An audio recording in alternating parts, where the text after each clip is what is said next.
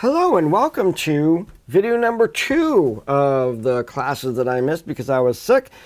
We just did chapter 17 and now we switch over to chapter 18 and a discussion of work and economy. Now, it's pretty easy to understand that government is very deeply involved in work and the economy. In fact, sometimes people view the government as principally empowered to manage certain aspects of the economy and to manage individuals within our economy, and also to create the types of jobs that are required for us to have a modern society, but cannot essentially exist within our primary economy, which is capitalism. I'll get to that in just a little bit. Let's take off here, and what we're going to talk about is 3 different kinds of economies, theories of economy. The first one is communism. Second one is capitalism, and the third one will be socialism.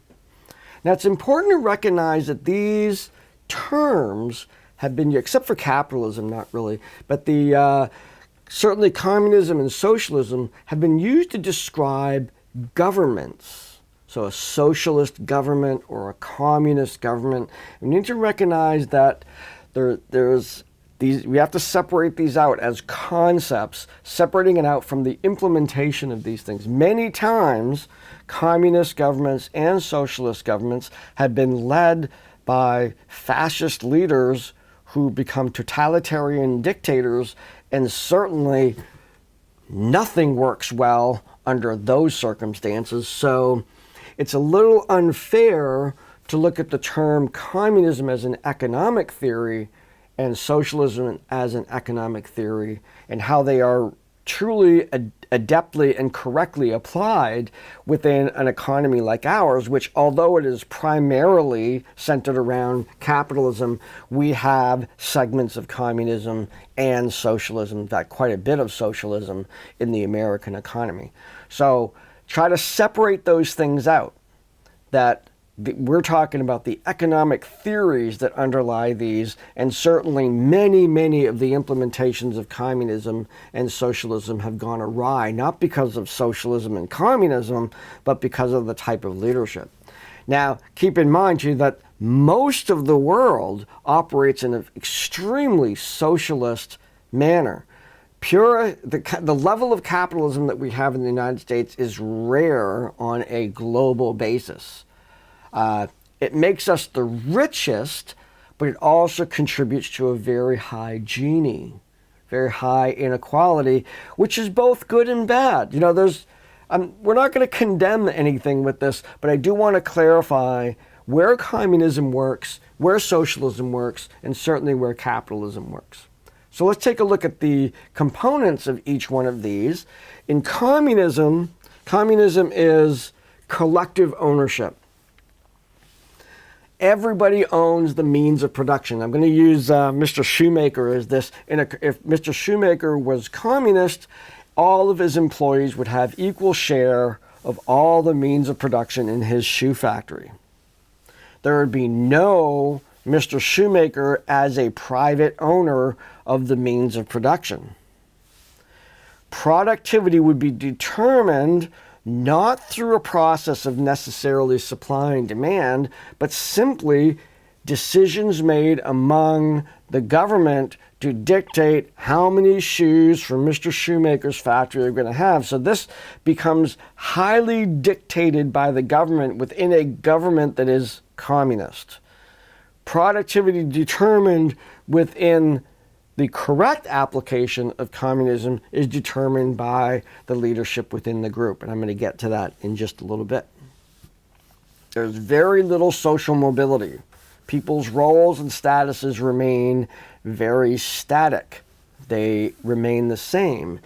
Communism has been around forever, but Karl Marx and Friedrich Engels wrote a book, The Communist Manifesto, as an expression of an early solution to the problem of the owners of the means of production taking advantage of individuals that work for them. So Mr. Shoemaker, whose outright goal was to pay as little as possible for his labor so he could keep as much profit as possible, was in a diametric opposition to his workers who were doing all the labor and wanted to make as much money as they possibly could. So that inequity of power and control over the means of production and the worker was the basis of what Karl Marx wrote about in the Communist Manifesto. If we want to get rid of this, he said, that is the bane of all existence. That is the evil that is there. Let's get rid of that. He was wrong. That experiment has failed. In the Soviet Union, across the world, we see the places that that's happening. China is moving ahead, not because it's communist, but because it embraced capitalism. And you see, the industry is building in there. North Korea, still a center of communism, not doing so well. Russia, again, lots of capitalism in there, but this idea of totalitarian and the recent destruction that's happening in the Ukraine is just out of line, to put it lightly. But I said at the beginning of class that there is a good place. There's an appropriate place for communism. And that place is in your family. Your family is communist. They have always been communist. We have always collectively owned all the things around the house. We don't really necessarily, at least not all the time, talk about private ownership. What we get done is determined by the group. And no, your kid's not supposed to be in charge. You're in charge. There's no social mobility in the house. My kids will never be in charge of my household until I can't be in charge of it anymore. All the time they're growing up, I was the boss, right? There was no social mobility. It's not like they could go to school, come back, and get me fired. I am sure they wanted to do that at times, but within a family, communism works. Shared resources, shared responsibility, productivity is determined, no social mobility. It's a group that works well under that. That is probably it. That's probably as far as we can go with communism. Once it starts getting bigger into communal organizations, say communes, those kinds of things, where it's a shared resources, individual jealousies and ambitions and what start to creep up and stuff. And just to throw it out there, the original Christian community of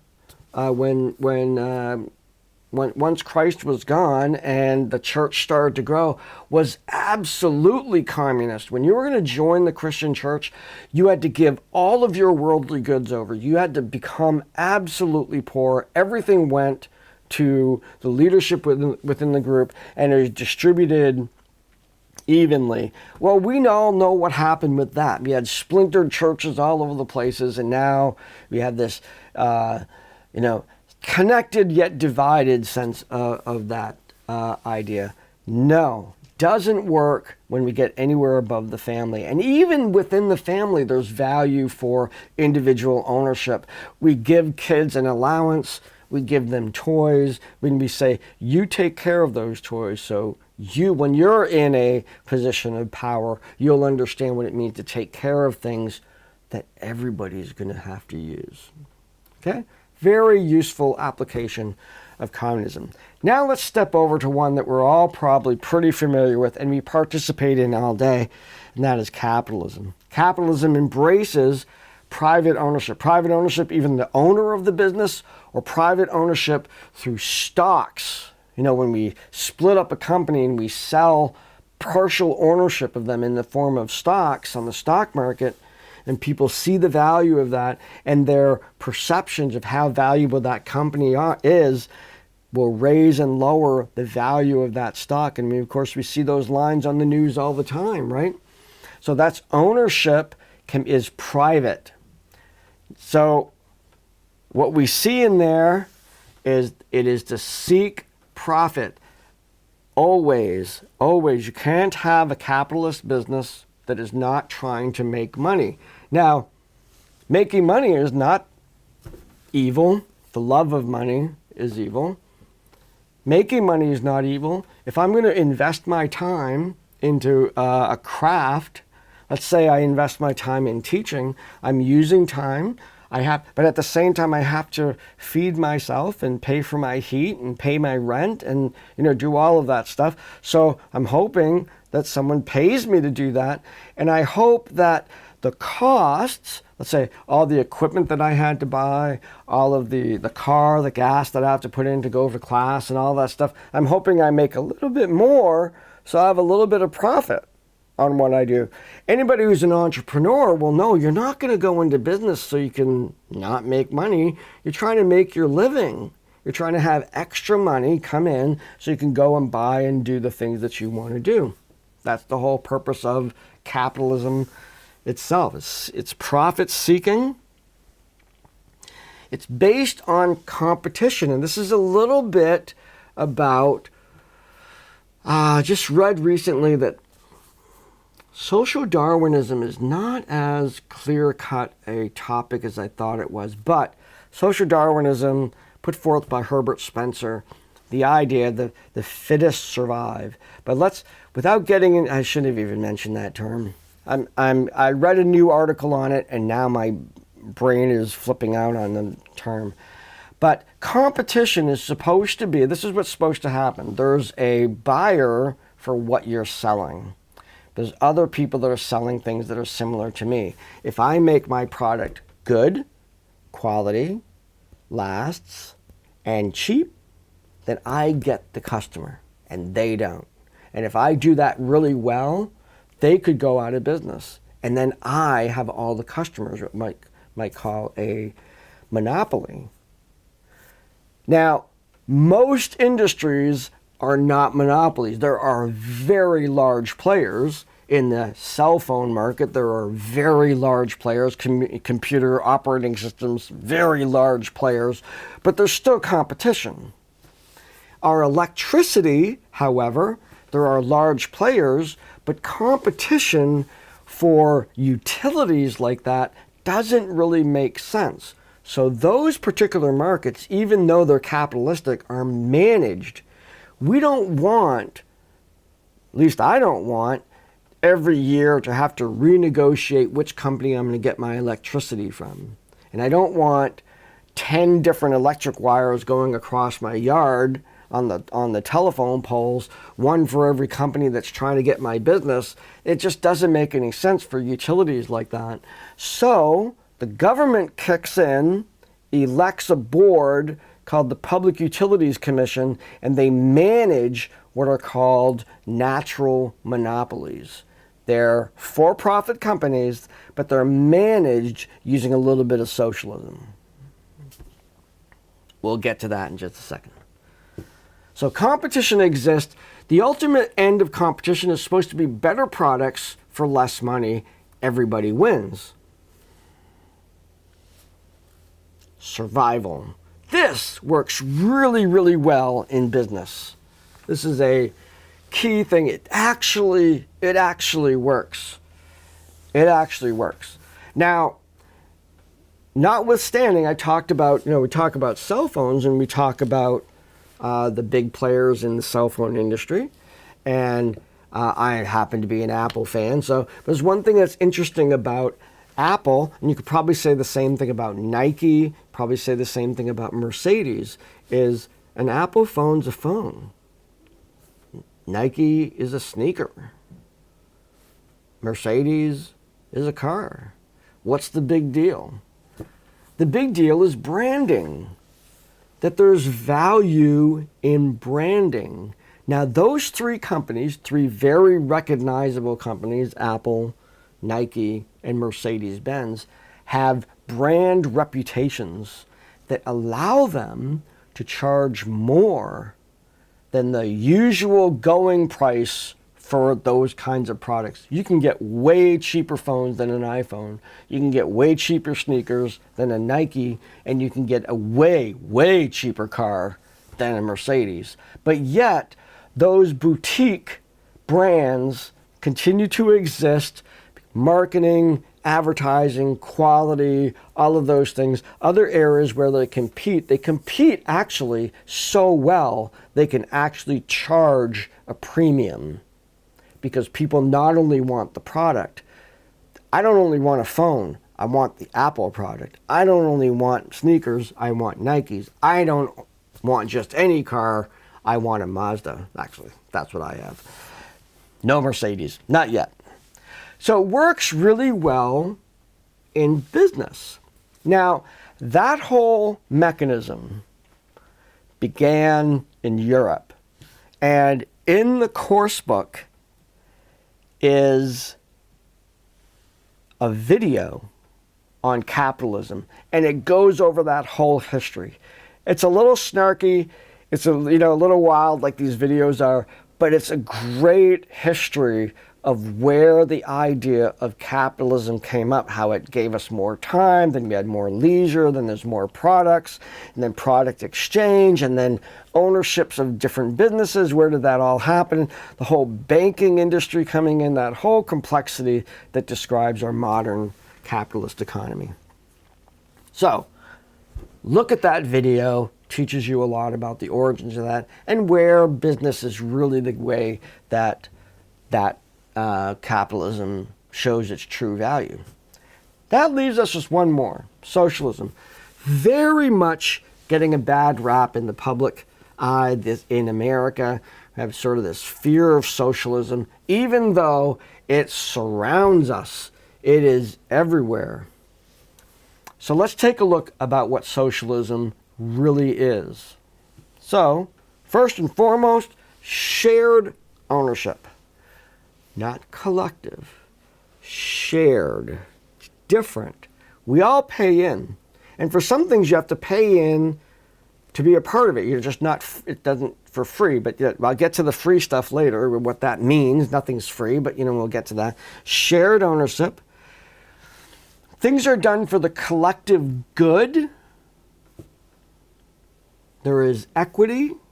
That is a core value within socialism. And it refers to the things we should all have. Now, probably best to give some examples of what socialism looks like here in the United States. Well, for one thing, your health insurance is largely based on a socialist idea. We all pay in. I'm part of Blue Cross Blue Shield. I pay into Blue Cross Blue Shield. Blue Cross Blue Shield takes all that money, and then based on its policies, it pays out money to the people when they accumulate a bill in their medical bill. Some people accumulate a lot of bills, and some people don't accumulate at all. So all the money they've been putting in goes to other people, and the individuals that are getting a lot of benefit didn't put nearly enough in to cover all those expenses. That's not the point. It's socialist, meaning we all put in and everybody gets access. When we need it, it'll be there. Now, that particular industry, which we'll be getting into tomorrow, insurance industry, is, in my opinion, the bane of all existence. Making that profit motivated is the bad deal. There's all kinds of things wrong with that. Anyway, that's one example. Another example is KVCC. KVCC is an institution built upon and financed in part by public dollars, state dollars collected through all of its revenue for taxes, land taxes, whatnot. Part of that money is budgeted to pay part of the bill at KVCC. To light a room at KVCC costs the same amount as electricity as any private school. I was going to say Colby, but they have their own electric plant. So maybe, I don't know how much it costs for them. But any private school costs just as much. The salaries are not that different. The cost of cleaning, not that different. Parking lots, all of those things cost almost the same to put on a regular Soc class here at KVCC as it does to put it on at Colby. Why don't you pay the big tuition cost? Because part of your bill is being paid for by state dollars. So this institution of KVCC is actually a socialist institution. Part of the bills are being paid by all of us taxpayers. Part of the things that we do are grant-based. So even at a national level, we get grant money from the federal government to do certain things, and then everybody in the country is contributing a little bit to what we're doing here. So taxpayers in California are paying a little bit of the money that's paying for a program here at KV. Pure socialism. Other socialist institutions, meaning these are jobs and institutions that would not exist or could not exist within a free market capitalist economy. The police and all manner of public safety. Imagine if someone's breaking into the house and you got to think for a moment about whether or not you can afford to call the police. We don't want that. We want them no matter what. Same thing with calling the ambulance, same thing with calling the fire department, any one of those things. We want those things for everybody, whether they're paying taxes or not. The roads, the public roads, are managed and maintained through public money. The highway system, paid for by public money. Except the Turnpike. The Turnpike's a private, for-profit organization. That's a little wonky. But if you want to take that particular road, you have to pay to use it. That's why they have the tolls. The other one, the 295 section that bypasses the Turnpike, actually is free. And so, or at least don't have to pay for it directly. Our school systems are largely free. You know, there's lunch programs and stuff like that, and we pay. That's largely based upon property taxes. So there's some inequity. Schools in South Portland get a lot of property tax money. They can do a lot more than a school in Anson, Maine, where the property taxes are really low. So there's some inequity there that probably is worthy of looking into, but nonetheless, those are public services. Now the question then becomes, the question that I ask really relates to this last piece here, is what should we all have? Now before we get to that, where does this work? Where does socialism work? Where it works all over the place in our economy, but it has a nice, favorable place in government. So government itself is a socialist organization. No one would pay people to do this. No one would pay people to do this. Oh, and let me throw another one out at you. And it's interesting to look at the Constitution here at KVCC of the individuals. When you pay tuition, you're actually not paying my salary directly. And because we have a general budget that's paying for all the things, but it's kind of what you feel you're paying for. You're paying for the teaching, the education. And I sometimes talk with my colleagues about, if we delineated it, would you pay for the library services? Or would you pay for IT? Or would you pay for help with your financial aid? And you almost have a sense of the only thing you're paying for is the education and ultimately the knowledge that you're going to get into from teachers, but yet part of your tuition is also paying for those other services as well. So that's, again, part of that socialism. And we talked about this in class a little bit. Starting in the fall, our bookstore is embracing a socialist idea in terms of textbooks. Now, what they're doing is they're pooling all the textbooks together, and every student who is enrolled in a credit-bearing class is charged a certain amount of money per credit for books. Now, if there's a course that doesn't have any books, well, they're still going to get charged. But there might be another course that had hundreds of dollars worth of books, and they're going to just pay the same thing as everybody else. There's a little bit of socialism going on there in terms of spreading it out. And initially, I consider myself a democratic socialist. I really embrace these kinds of things, and I'll get to that. I'll get to why in just a little bit. But I actually countered that. I was like, hey, I've developed a whole series of courses here without textbooks, trying to reduce the cost for students and whatnot. And they said, hey, Mark, weren't you a socialist? That was the end of that argument. And I had to eat a little bit of crow on that one because I get it. I understand it. Even though many people in my psych program are not going to use a lot of textbooks, it's actually made me look at some textbooks. Well, since you're paying for them anyway, maybe I'll get a couple textbooks. I'm going to be working on that over the summer.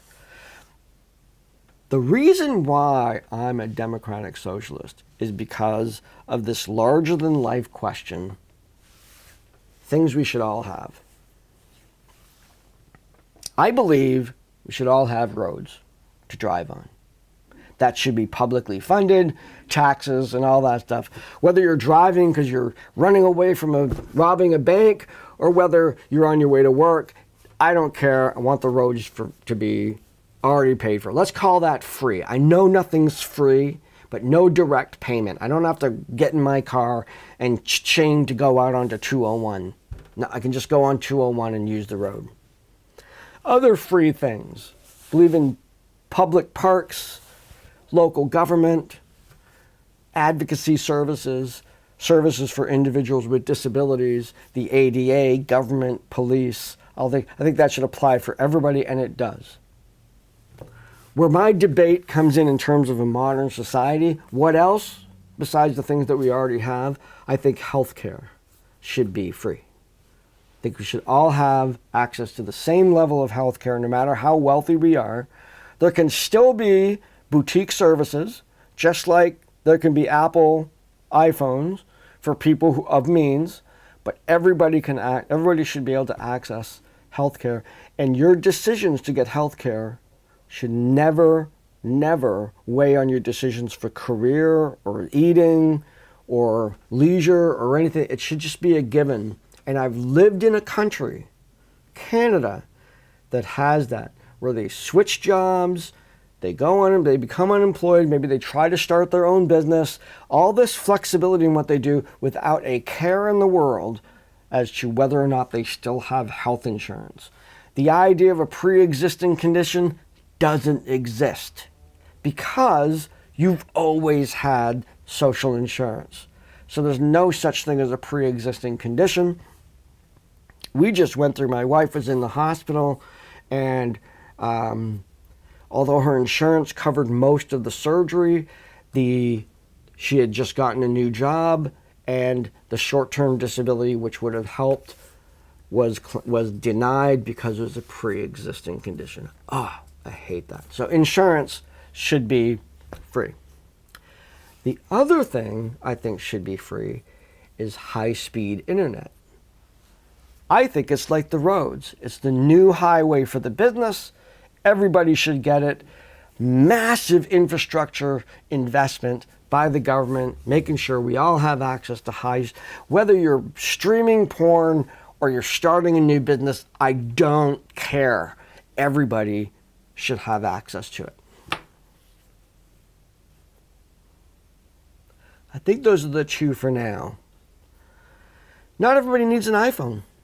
Not everybody needs a really nice computer. Not everybody needs a really good car. Those are things that we should strive for if we want them and work hard for them. That's fine, but we should all have laser fast internet access, and we should all have health care. I thought there was a third one. Maybe I'll remember it when we're in class tomorrow. But those are the things we should all have. Now, the last thing I want to talk about, part of this, is talking about the workplace itself. And what has changed in the workplace? Now, throughout society, throughout our discussions here, we've talked about technology, we've talked about population, we've talked about the environment, talked about all those things, and how they've changed the norms, values, and expectations in our cultures. So let's take a look at one particular instance of that, and that has to do with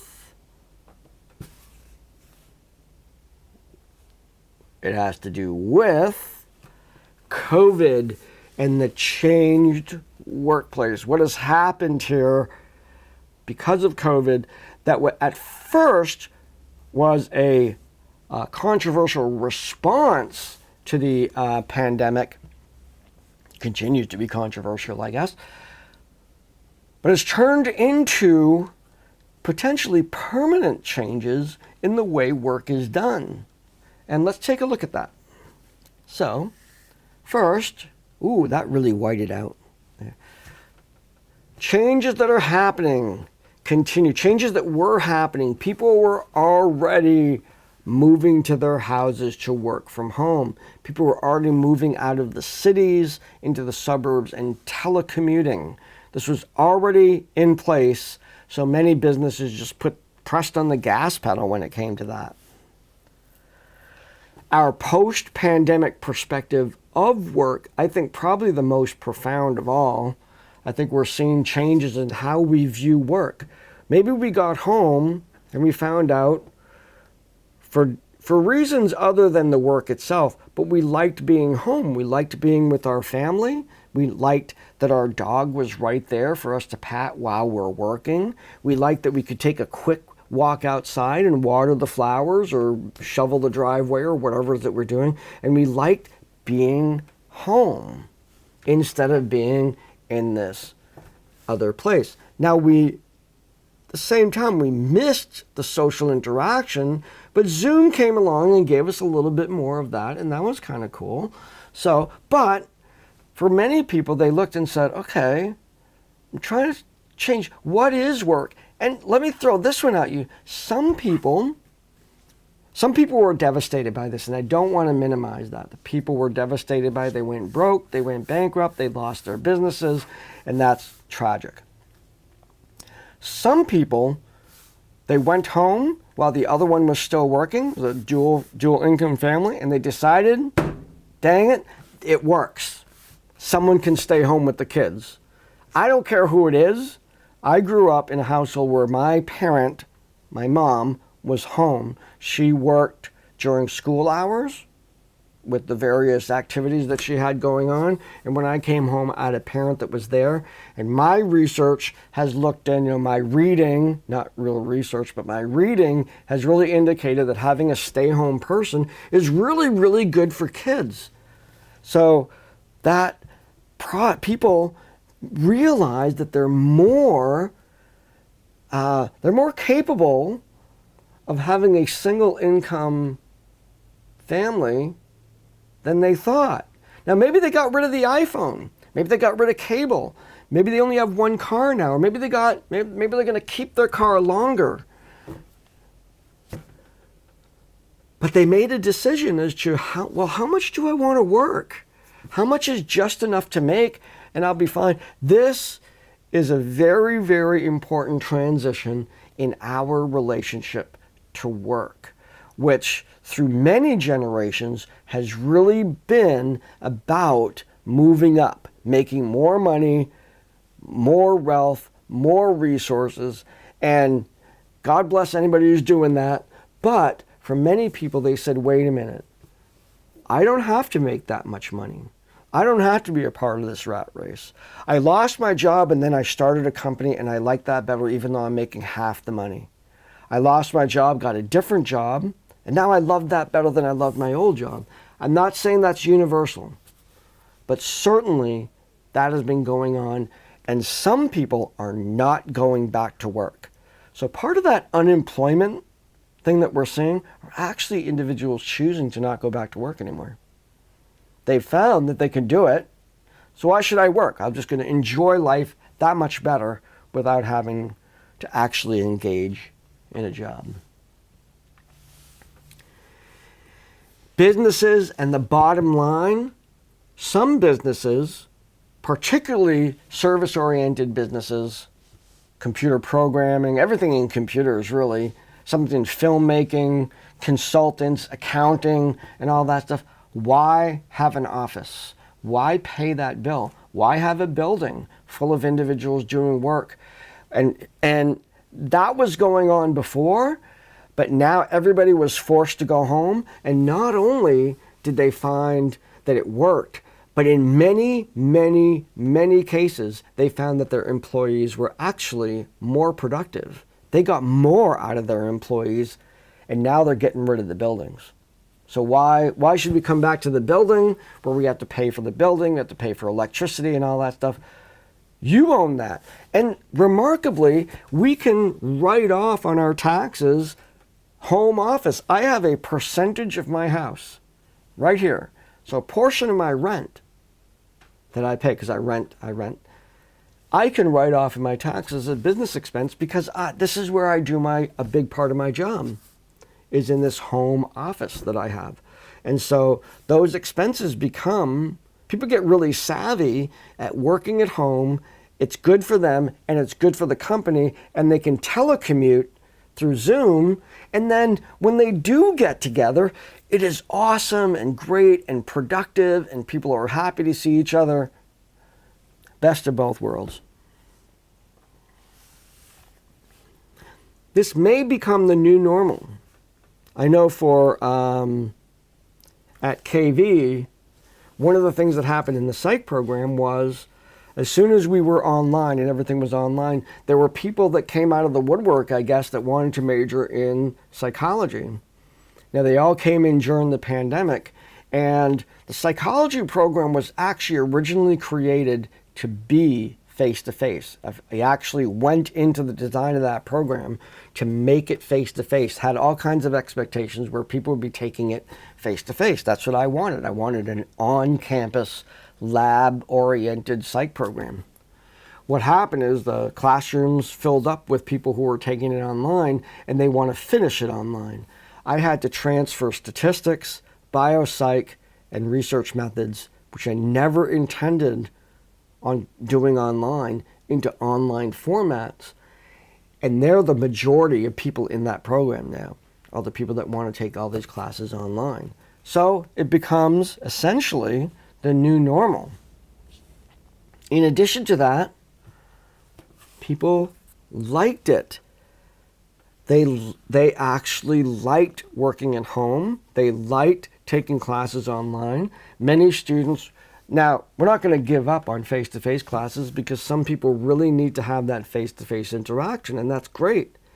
But a lot of people learned that they could actually do it. They could actually learn online. And awesome, it fits my schedule. I have the discipline to do it. I'm still getting a lot out of it. I'm going to get my social kudos elsewhere. And then finally, we learned things about ourselves. That kind of relates to all of these too. We like it, and we like parts of it, and we learn things about ourselves, about the balance, I think, between work and our lives. I think there's potentially one of the most profound gifts of the pandemic has been for it to reevaluate what work means in our lives and the balance between our home life and our work life. Okay, so that's the end of this chapter. The assessments for this chapter include, well, the discussion of COVID-19, its an impact. That's for the online classes. But there is a quiz. And I'm asking you to look at socialism and capitalism. I want you to define them. But I also want you to tell me a particular market example where it works best, where it's best to have socialism or it's best to have capitalism, and why. I'm looking for that. That's a full answer, not just the definition. You'll get half credit for that.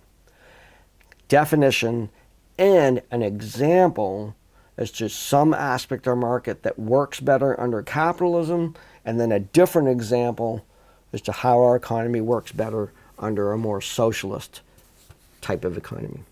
So that's it for now. I hope you enjoyed these two videos, and I will see you in class tomorrow.